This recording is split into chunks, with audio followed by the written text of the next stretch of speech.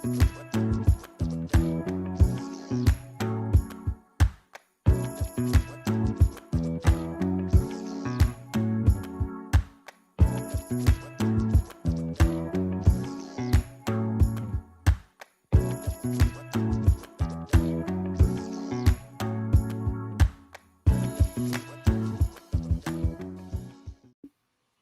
I don't know if they're going to work yet. Hi, Facebook and YouTube and whoever else is here. This is Jeanna with Now What with Jeanna. And I am here to talk to you about sobriety. I answer questions, offer tips, and say stupid shit that I'm going to later regret. I see I have someone on here, but I cannot pronounce your name. Thank you for joining me.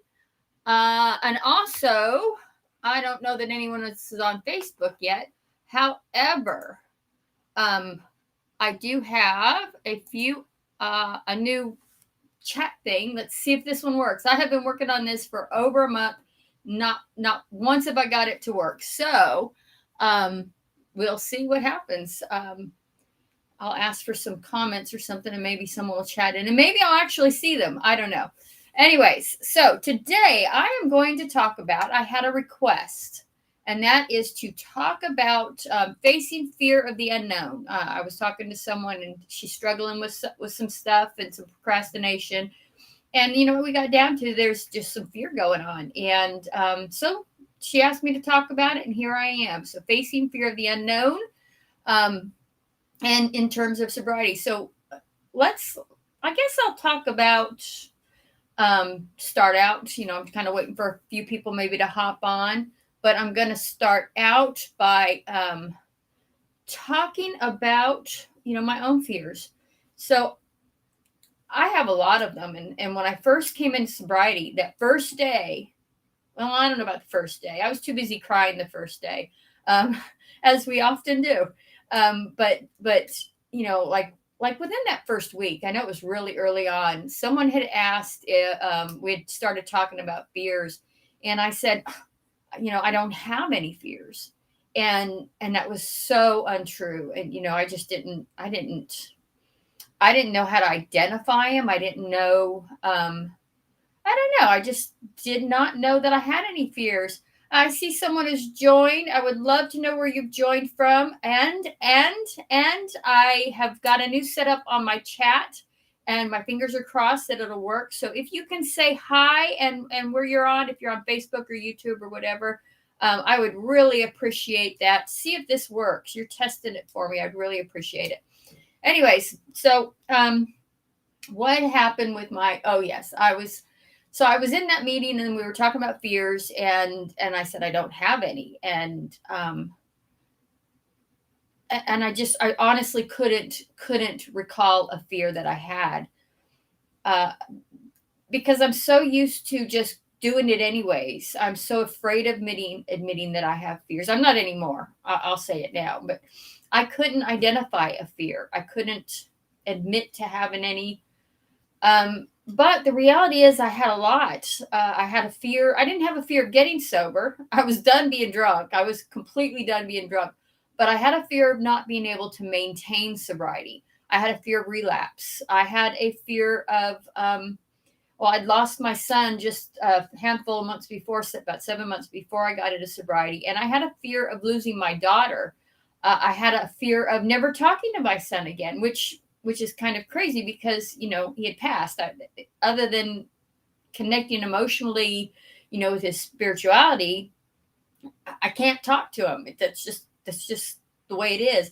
But I had a fear of that. I had a serious fear of losing my daughter because, as my last child, I really just thought I would be worthless without her. My parents are older, so I knew that they were going to go eventually. And one has since, but the other one's still here. And I do fear losing her, but that it's different. It's a realistic fear. With my daughter, it wasn't that much of a realistic fear because,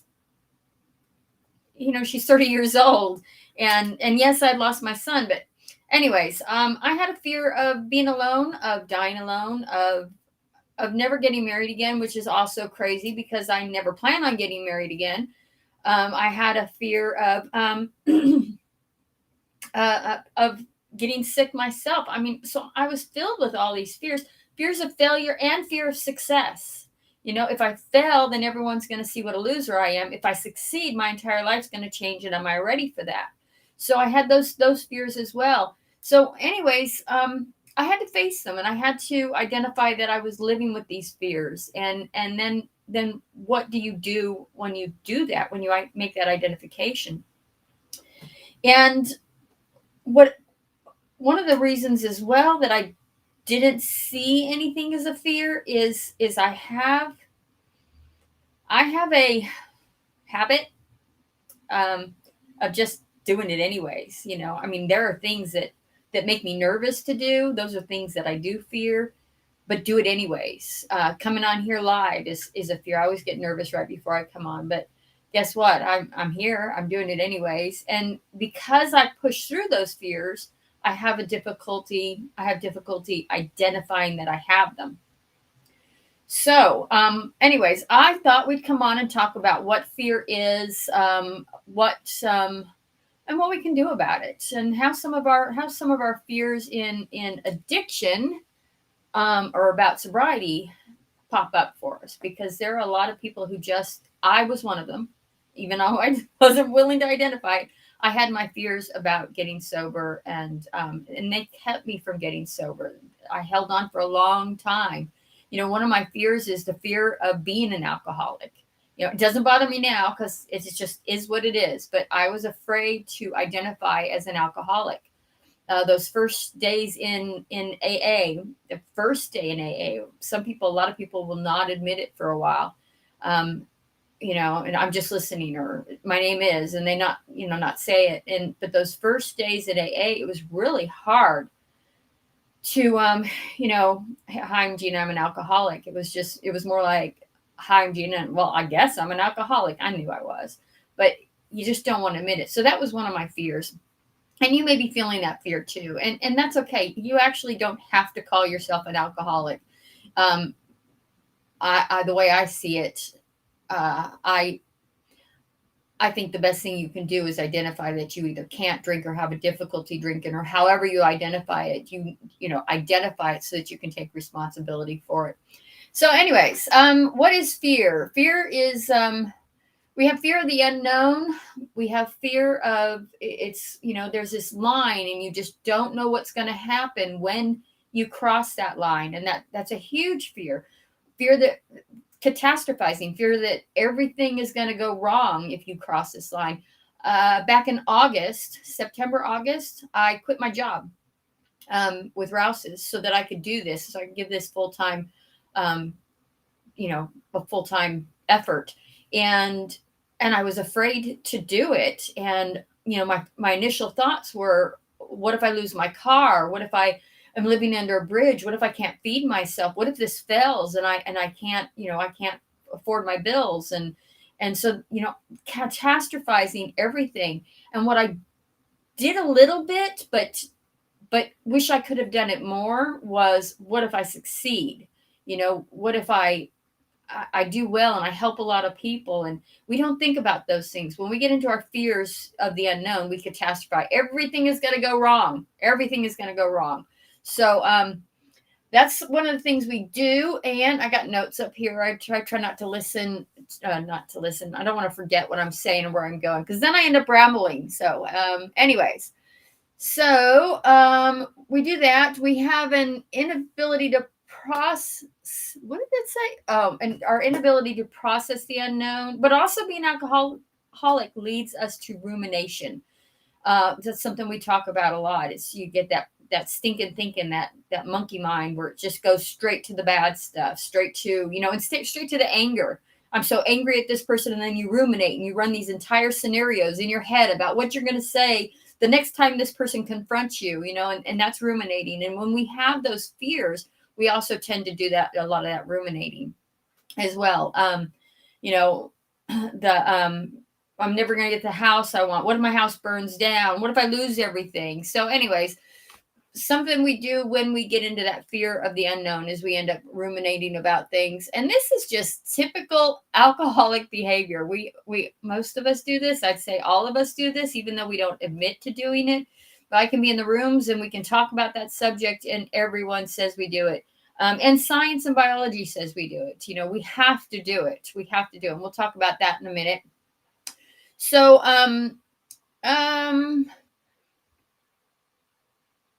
oh, there we go. There we go. So who is at risk for this? And again, fits in with the alcohol, because a lot of people who I talk to who struggle with alcohol, they also have anxiety disorders. They worry about things, get really nervous at loud noises, panic in crowds. Panic for no reason or very good reason, but the same reason no one else would panic over, or a lot of other people wouldn't panic over. And of course, alcohol disorder is a common trait of someone who has fear of the unknown. Let's see. So if you're any one of those people, this is a great video for you to watch, because you probably have these fears. So what causes fear of the unknown? It's a lack of predictability, the inability to control your situation. If I do this, I'm not going to be able to control what happens next. I'm not going to be able to go back and change it, to fix things. What if everything falls down on me? So this is lack of control. But there's also these patterns that we receive from childhood that causes us to fear the unknown. If you're constantly on alert because at some point your dad's going to come home and you have to worry about whether or not he's going to be in a good mood or a bad mood, whether or not he's been drinking, whether or not mom's angry. If you're constantly on alert because you don't know what's going to happen when dad gets home or when mom gets home, or when she blows, then that as a child builds up these habits of fearing over things that we don't need to fear over. So also perfectionism, and that's again from childhood. A lot of children, and I was one of them. I remember my mom worked 3 jobs, and she, sometimes she didn't drink a whole lot. She drank a little. She was an average drinker, a normal drinker is what we call them. But she would come home, and if the house wasn't clean, I was afraid that I would be the one getting in trouble. And I didn't know when she would, blow her top. And so I had this, I know as a child, I didn't perfect my house cleaning. I know that, but I know that I reached a point in adulthood where everything had to be just right. And actually Vince went into cleaning mode a couple months ago, and I went into this perfectionism thing. I was triggered, and I don't know, but that comes from my childhood, and those fears and those patterns from childhood. Perfectionism is one of them that we develop a fear over. If it's not perfect, I'm going to be seen as a failure. If I don't get straight A's, I'm going to be seen as a failure. Here's what I went into the college counselor's office on a whim. I was not enrolling in college. I was just going to see if it was possible to enroll in college. And my hands shook as I signed the papers that day to enroll in college. And from that point on, I was on a mission to perfect this, to prove that I can do this. I was not going to fail. And I was afraid to fail. I was afraid for everyone to see that if I failed this, that they're right. I wasn't college material. All right, so I'm going to try and move a little faster because I got a lot on my list. I got more on my list than I should have, and I tried to pare it down, but I just want to talk about everything. So anyways, we also have our fears come from a false sense of confidence, unconfidence, a lack of confidence. I think that's the word I want, a lack of confidence. When we don't think we'll succeed at something, we're afraid to even try. Well, why should I fill out this application? I'm not going to get into the college, which is actually one of the reasons it took me so long to get through college. It took me 15 years just to get my bachelor's degree. Master's degree, I went straight and full time, but my bachelor's degree took me 15 years. And that was because I was afraid I wasn't capable. I had been told I wasn't college material. That's that childhood pattern. My counselor told me, Gina, you're not college material. When I finally decided to go to college, it was just a class here and a class there. All right. So why do we fear? Actually, our fear, there's a lot of reasons why we fear. I talked about failure and I talked about a lack of confidence, but there is one very good reason why we fear, and that is because back in the prehistoric caveman times, back in the caveman times, if we didn't have that fear, then we were taking a very likely chance of getting eaten. I've said this before, kind of twist the explanation a little bit, but it's the same here. If I were sitting in a field simply enjoying the sun and the flowers, and a saber-toothed tiger came up to me, or was in the background, or if I wasn't paying attention, I was just enjoying myself, then there's a good chance I would get eaten. Those people that just sat around and enjoyed, they got eaten. That's it. They got eaten. However, our brains have been wired so that, and we have evolved so that we have to have those fears so that we can be on alert, and so that we can react quickly when we need to. So it's a necessary thing. Having fears, there's nothing wrong with that. It is completely necessary. And then the other thing I want to say about that is, if you have zero fears, then you also have zero courage, because courage is acting in the face of fear. So anyway, so there are a lot of things that we fear as alcoholics, and I'm going to talk about some of those. Now, let's see if you resonate with any of these things, because you're not alone. I resonate with several of these. So one of the reasons I did not, or stalled to quit drinking to get sober, was that you're afraid you might have a problem, but you're really not sure. Guess what? If you try to get sober and fail, then you have a problem. And you have to face it, and you have to admit it.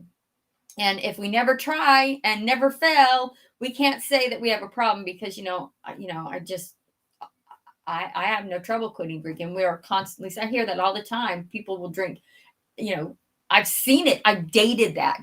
People will drink 12 packs a night, 18 packs a night, and say, no, I could quit any day. Well, have you ever tried? Well, no. Why not? And of course, I'm not going to voice this, but a lot of the reason why not is, if I try and fail, I have to admit that I have a problem. So that's one of the reasons. You have a love-hate relationship with it, and you're afraid of losing your love partner. Abso-freaking-lutely.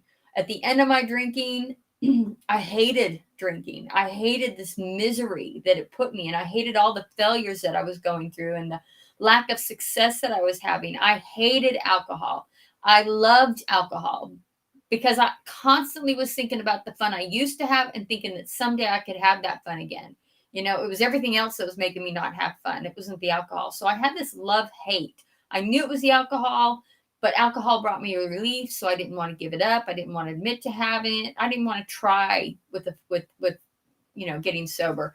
I was afraid of losing it. I was afraid of losing that medication that kept me sober, that kept me from feeling pain, that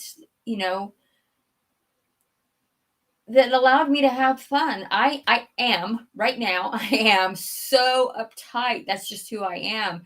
And alcohol allowed me to relax enough to not try to be perfect, to not, to not fear people, to have trust for people. It allowed me to do that.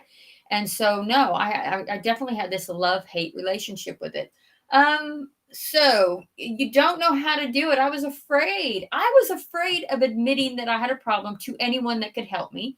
I was even afraid to reach out for help, because no one was going to help me. I mean, what if I try to reach out and every avenue I take ends in failure? No, you're not, you're not broke enough. No, you don't have insurance. No, what if I didn't know what to do? I was so afraid of trying to find help that at one point I was praying that my mom would admit me into a mental institution. She found me on the grass in a different city crying, and I thought, this is it. This is it. They're going to admit me and I'm going to get help. But I was afraid to even ask. So, and I didn't know what to do. Here's one I hear a lot. It, it wasn't me, because at that point, at the end when I was ready to quit and wanted to quit, I was already living in a garage with poop and no windows. And, I was pretty bored anyways. But a lot of people say, I'm afraid I'll become boring. I won't be able to go out on Friday nights. I won't have any fun. People won't think I'm funny. And so this fear of being boring, of living a boring life. And here, I'm not even looking at my notes for this one. It brings up the next thought. And I've already forgot. The next thought is, I won't be the same person anymore. I'm afraid that people won't like me because I'm no longer funny. I no longer dance. I no longer take risks because I don't have the courage to do it. So a lot of people say with that, the fear that you'll have to cope with stuff. And here's this one wasn't technically mine, but it's a lot of people's, and I can see it. When we have childhood trauma, I was molested at 6, and while I was pretty comfortable with that, I'd done a lot of therapy. I talked about it in public groups. I was okay with that, I guess, as much as I could be. So that wasn't a fear for me. But a lot of people, when you're drinking, you don't have to face that. And I've seen this with a friend recently. She's relapsed and got sober, and then relapsed and got sober, and relapsed and got sober. And every time she gets sober, she gets clear-headed enough that she now has to face her childhood trauma. And that only lasts for so long without the tools. So then she goes right back to drinking, because that's how she faced her childhood trauma, was with alcohol. It allows you to forget. It allows you to not catastrophize the situation. So anyways, this fear of losing, or having to cope with your stress without the help, having to the memories coming back, just the memories coming back, that fear stops people from quitting. Let's see if I can give you one more. Oh, I like this. Everyone else gets to drink. Why do I have to quit? This fear of never being able to drink again. I might have said that already, but never being able to drink again. You mean I have to be sober forever? I can't do it again? You mean this is always, I'll never get to party again? People are afraid of that. Because they're afraid of, like I said, they're boring, or there won't be as much fun. So people have a fear of quitting drinking for all these reasons, and it puts them off. So if you resonate with any of those, I got all kinds of reasons in here. So I could give you more, but I'm going to go ahead and move on to these fears, how these fears lead to, not how the fears lead to excuses, but the excuses I'll start tomorrow that we make because we're afraid. It's not the right time. I got things coming up. There's a wedding coming up and I want to be able to drink at it. I will begin when I start seeing health problems. I will quit when I start seeing health problems. I will quit when someone finds out. Chances are they already know. Everyone knew for me. That's another topic, though. I was going to talk about the anonymous topic. But that's a different topic. Tomorrow is what I kept saying. I'll quit tomorrow. And then by noon tomorrow, I was already not quitting. And then I remember at one time I even said at noon, oh, damn, I just had a drink, even though I was going to quit today. I'll quit tonight. I won't drink after this drink. And then, of course, by that night, I was drunk. Anyway, so now here's the big thing. How do you overcome your fears? First thing I want to tell you is that practice makes perfect. This is one of those cases where we're jumping in, and you can jump in small. I don't suggest that you decide to get on stage sober and sing karaoke for the first time. That's kind of a big jump. For me, that's a big jump, to sing karaoke sober. It was a big jump for me to sing karaoke drunk, but it's a real big jump. And I don't suggest that you take that big jumps, but I suggest that you take those little ones. My son, when he was 17, well, always very shy, very, he had a deep voice, but otherwise he just didn't really want to talk out loud. He didn't want anyone to hear him talk. He was born with a birth defect that caused his speech problems. He had hearing problems, and talking to someone meant that he had to hear them talk back, meant that he had to work really hard to be understood, especially as a child. He outgrew that, but he was afraid to talk. So his little step, we talked about this before he started doing it. I says, how about you just say hi to people in the grocery store? Not everyone, the cash register. When you go, just say hi to the cash register. Just be cordial. She kind of expects and would like that for you to say, hi, how are you doing today? That's it. And he started doing that. Well, that little baby step, practice makes perfect. He became very comfortable with that after a while.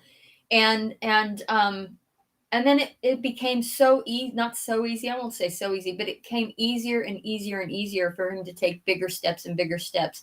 In fact, he's a bit of a nerd, and I was really surprised to hear him say this, but he came home one day and said, Mom, I want to ask someone to the Christmas formal prom, whatever it was. And that ended up being a huge leap because he did it big. He did it real big. I was so proud of him. He took the invitation. He wrote an invitation out to her and put it in a sand castle, but he put it in ice and froze it in ice in the sand castle. So she had to wait hours for that damn thing to melt just so she could find out she was invited to the prom. Anyways, so baby steps, practice makes perfect. Do your research. Where is that? Oh, here we go. Question assumptions. Do your research. That's the same thing. Question your assumptions. Why are you afraid of something? What do you think will happen if you do this thing? This is huge. Oh my God. If I ask this girl to the dance, she's going to say no. I'm not going to ask her. That rejection is going to kill me. I might die if she doesn't say yes. I'll be so embarrassed. She's going to tell everyone at school, and they're all going to laugh at me. All these fears that go through our minds. What are you actually afraid of? And then identify those things. Are they rational? Do they make sense? Okay, so she says no. All right, who cares? Ask the next girl. That sounds bad. Ask the next one though. I mean, you're not going to die if she knows. You're not going to melt. I would kind of joke about that. I'm melting. She said no. No, you're not going to melt. Is your fear rational? Maybe someone will look at you funny. Okay, so what? One of my fears from going live on doing this, one of my fears was that I would eventually get someone to troll me, where they say nasty things about you in the comments. And I was afraid that would happen. Well, today I got my first troll. And the funny thing is I laughed. I thought it was awesome. I was like, someone's watching. Yay.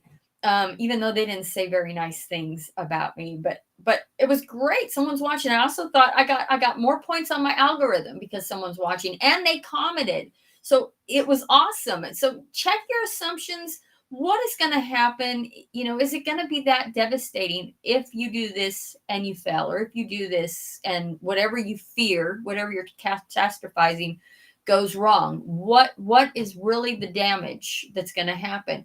So also, once you've figured some of that out, what evidence is there that this is really going to happen? Is there any evidence, for you to be a popular kid, a good looking kid, a smart kid, all this great stuff that you have, and to be afraid of asking someone to the prom, does the reality of what's going on here support what's going to happen, or what you think is going to happen? What are examples where you have successfully coped with uncertainties, where you have successfully stepped into your fears and done it anyways? This for me is one, coming on here, talking about sobriety, sharing my sobriety and my alcohol and my problems and, my molestation and all this stuff with the world. These are three things. I don't know. I didn't count when I was listing them, but these are all things that, that I was afraid to do and did it anyways. And every single one of them have turned out okay. And so that builds confidence to continue doing things like this. I'll tell you about the 5-second rule. You might have heard this, but I'll tell you about that in a little bit. So stay grounded in the present. A lot of people fear the future. I fear the future. I fear dying alone. I fear I don't fear it right at the moment because I am loved. but I feared never being loved again. And where did my notes go? Is there evidence that that's going to happen? There's no evidence. There's no evidence to suggest that there is no one out there that will ever love me, you know? So, check that. Oh, stay grounded in the presence. There's where I was. I missed my point. Stay grounded in the present. So the present says this: I am right here, right now. No harm is coming to me.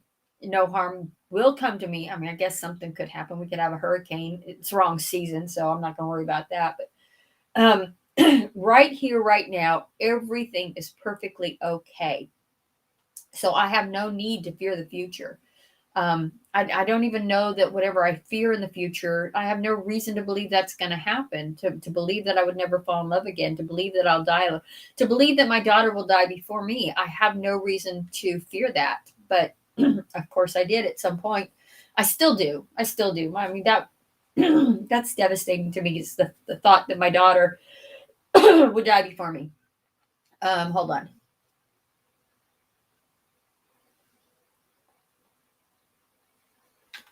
Accept failure as an option. Guess what? You are going to fail. It is going to happen. I promise you, you will not be perfect at everything. You are going to fail at some things.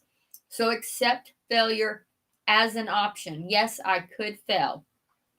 But also embrace the possibility that you could fail, because failure leads to growth. Okay, last week I came on live. I was sick. I shouldn't have come on live. I erased it immediately because I was sick and I couldn't talk. What did I learn from that? Well, I learned not to come on live when I'm sick. I learned that even if I do come on and I completely blow it, very few people will see it and I can quickly erase it. I learned that I'm not always going to be on my game. I don't even know if I'm on my game tonight. I'll know after when I watch it a little bit later. I always go, okay, that wasn't too bad. But embrace failure because you can learn from it. I've been trying to get this social media stuff working for me. It's not working. I don't know. Not the media stuff. I'm on here, but the comments and the chats, so that I can see what you guys are saying. If you're on Instagram, I can easily see it. But if you're on Facebook, I don't know if anything's coming through. So anyways, I am learning though. I keep trying new things. I've downloaded new programs. I've done some searching, watched some videos. And so even though I'm failing miserably at this whole chat thing, I am learning every step of the way. Okay, that didn't work. So let me try it a different way. Okay, that didn't work. Let me try it this way. Okay, look, that got a little closer. I think this might work. I noticed that someone has jumped in on one of the channels, and I am talking about my failure with the chat. We're talking about facing the fear of the unknown. And I'm one of my fears of the unknown is, am I ever going to get the chat to work? So if you are on and you would be willing to say hi in the chat, I would love it, because I can't figure out if it's working or not. Anyways, moving on. So and I just spoke one, but there are many benefits that come from facing your fear. So this doing it and failing, it's not, you're not going to lose anything. You're going to might lose something, but there's more to be gained from it. I just see it as worth it to give it a try. The realizing your fears can help you refine you. It can help you realize that those painful experiences won't kill us. For me, facing my fears has made me a stronger person, because it hasn't always been perfect. So again, as I said, facing fears and failing can mean growth. It can mean learning. Confidence, building confidence. Every time I face my fear, whether I succeed or fail, it's actually a little bit of a confidence builder. Well, that really kind of sucked, but you know what? I'm courageous enough to try it anyways.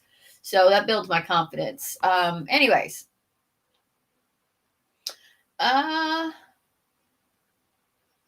Where did my notes go? I had some tips for you on here. Well, actually, we will talk about the 5 second rule. It's not the tip I had. I had a whole bunch of tips on how to face your fears. One was to take those baby steps and little fears to build that confidence as you go. The second one is the 5 second rule. And what the 5 second rule is, it's Mel Robbins did it, wrote the book 5 second Rule. So you may have heard it. This is not a new thing. This is not my thing. This is a Mel Robbins thing. And I love her. What she says is that your brain has 5 seconds. Once you decide to do something, your brain has 5 seconds to change its mind. I did this with her. She suggested in her book that this is one way to do it. This is the way I did it. And that is, I applied the 5 second rule to my alarm clock. I just decided I didn't want to sleep in anymore. And so, but I was hitting that snooze button, 5 more minutes, 5 more minutes, 5 more minutes. And I can hit the snooze button for an hour, and it's not 5 more minutes, that's an hour. So I'm sorry. What she said with the 5 second rule is that you have 5 seconds before your your brain changes its mind. So count from 5, 5, 4, 3, 2, 1, blast off. The blast off suggests you got to make a move. If you're using it to wake up without, that stall of the snooze button. 5, 4, 3, 2, 1, pop up out of bed and go to the bathroom. Pop up out of bed and put your clothes on. Whatever you got to do to get up and be done sleeping. And it just took probably about a week of doing that before I didn't have any trouble popping up out of bed.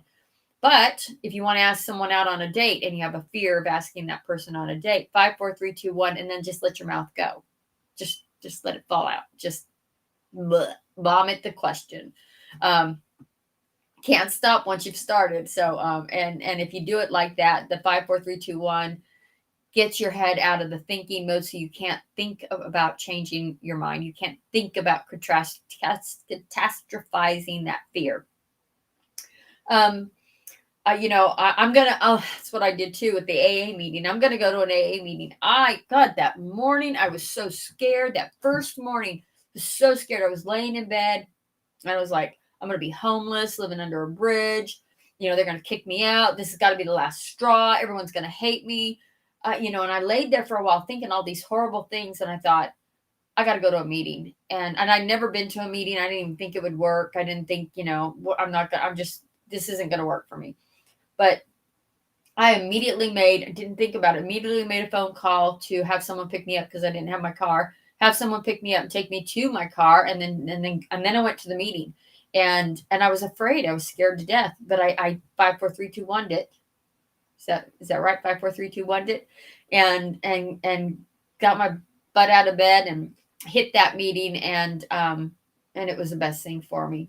But I was afraid. I was scared to death to go to that meeting. I did not want to be seen in an AA environment. I no longer feel that way because the benefits have been just amazing. So if you are struggling with something and you want help and you want to figure out how to get past that fear, 5, 4, 3, 2, 1. That's it. 5, 4, 3, 2, 1. And someone just posted a message to me. Okay, I'm ready. Is that you, Mark? Mark? I can't see, so it's hard to tell. Mike. It's Mike. Hi, Sober Coffee Dad. Oh, I like that. Sober Coffee Dad. I love my coffee. Try not to drink it. So, but I love my coffee. Anyway, so let's see. So you're gonna 5, 4, 3, 2, 1, and then move past that hurdle, past that thing you're afraid of. And it works so well. It works so well. I lost my notes, but I do have a homework assignment for anyone who's interested in it. And here's the other thing. I heard that Beyonce has a alternate ego. Is it Beyonce? It might be Beyonce. It might not be her. But she has this alter ego. When she goes on stage, she goes on as someone else. It's Beyonce, yes, but in her mind, she is someone else. Someone who's, I imagine, I don't want to put words in her mouth, but this is what I imagine is happening, is that she goes on as someone who's fearless, someone who's sexy, someone who can dance, someone who's got this great voice. She's got this alter ego that she goes on with. And I've had trouble doing this. I have trouble renaming myself. However, I do have an alter ego that I use for other things. And this is my superhero. This person has superpowers. I call her Serenity Girl.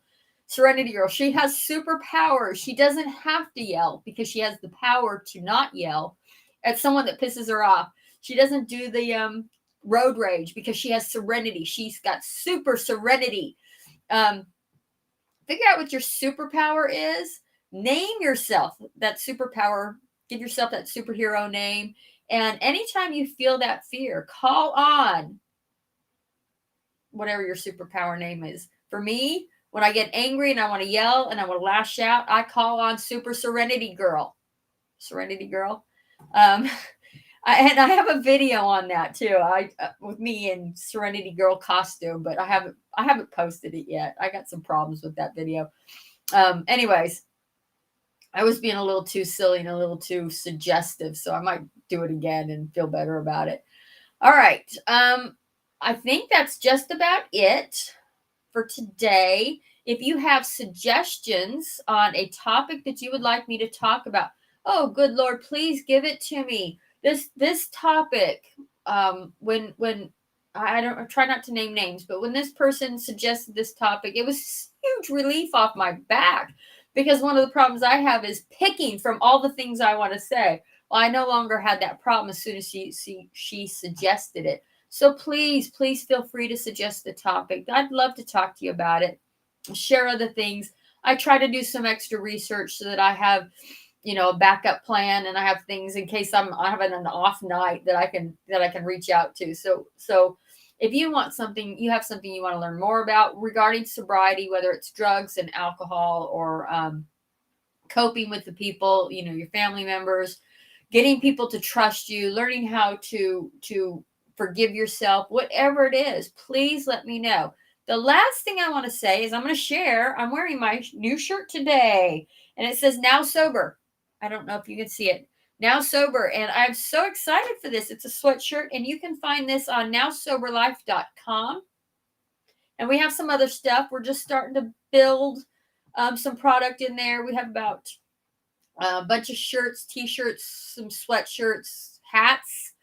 And some of them say Now Sober, but some of them, are just motivational. I love the idea of wearing my motivation, wearing, one of the things I really, really want is, and actually, I have created it on nowsoberlife.com. I mean, that is a bracelet that says I am enough. And I've got a necklace that says I am enough. What I want is a ring that says I am enough. That's what I want. And I want that. I created it so that to remind myself that I don't have to be better than anything, than what I am right now. I don't have to prove myself to other people. I don't have to beat myself down so that I can get better. I am enough just the way I am. And sometimes having those reminders, those anchors to that help you when you're having your hard days. So this one today is my Now Sober, and I'm going to have to wash it because I got it and I've been so excited. I haven't worn it 3 days straight, but I have worn it 3 days. Because I don't want to take it off. It's fun. It's so soft too. It is so soft. Anyway, so there's that. Please hop on there and take a look around. I just really would appreciate the support. We're trying to do good things here. And in the next couple of weeks, I do know that I will be talking some about family members helping with sobriety. Vince and I are working on a program for the family, not just for the person with the addiction. So we're working on that program, and I will start talking more about that a little bit. And whether you're drinking or whether you're a family member, I think you'll get some benefits. One of the things family members have to do while struggling to help their person is learn how to communicate with them so that they don't shame and so that they don't, push them away.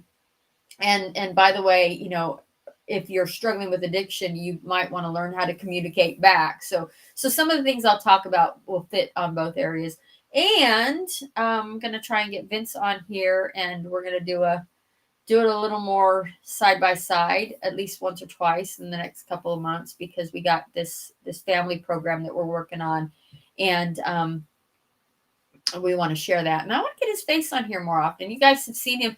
Ooh, you've seen him. If you were watching a couple of weeks ago, he pounded on a window, scared the crap out of me. I was super serenity girl.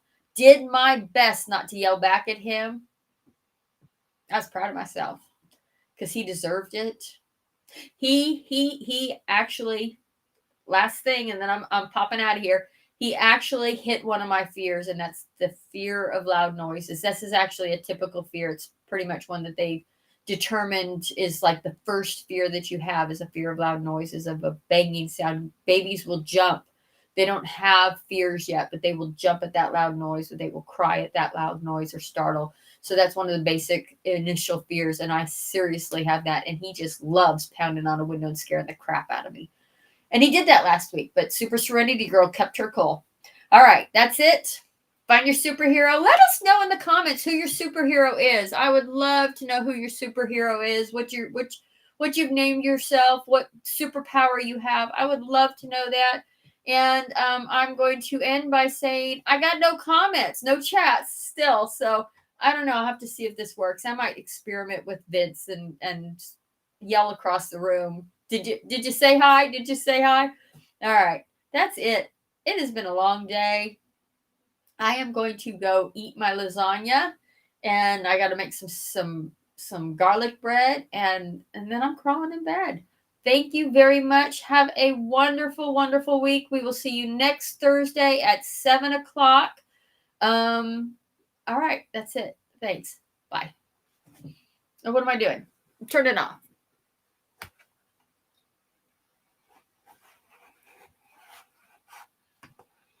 All right, you guys, you're the last bit of it. I got to hit that end stream button. I'm so glad I hit that start stream button. All right.